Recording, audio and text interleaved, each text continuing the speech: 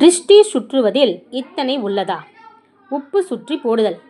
கல்லுப்பை சிறிது வலது கையில் எடுத்துக்கொண்டு வலது புறமாக 3 முறை இடது புறமாக 3 முறையும் சுற்றிவிட்டு அதை நீரில் போட்டு கரைக்க அந்த உப்பு கரையும் பொழுது நம் மீது விழுந்த திருஷ்டியையும் கரையும் என்பது ஒரு நம்பிக்கை.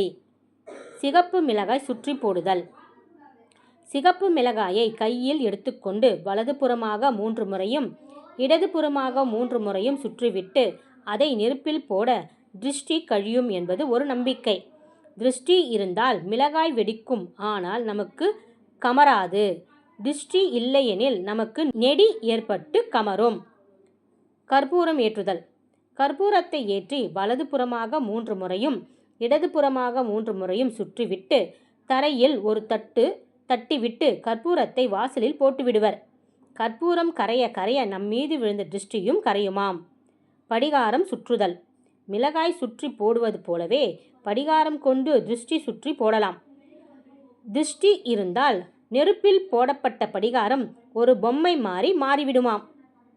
கருப்பு வளையல். பிறந்த சில நாட்களே ஆன ஆண் குழந்தைகளுக்கு கருப்பு வளையலை ஆரத்தியுடன் சேர்த்து சுற்றி போடும் வழக்கம் இன்றும் நம் பல வீடுகளில் காண்கிறோம். பிறந்த சில நாட்களே ஆன குழந்தைகளுக்கு கருப்பு வளையல் ஆரத்தியுடன் சேர்த்து சுற்றி போடும் வழக்கம் இன்றும் நம் பல வீடுகளில் காண்கிறோம்.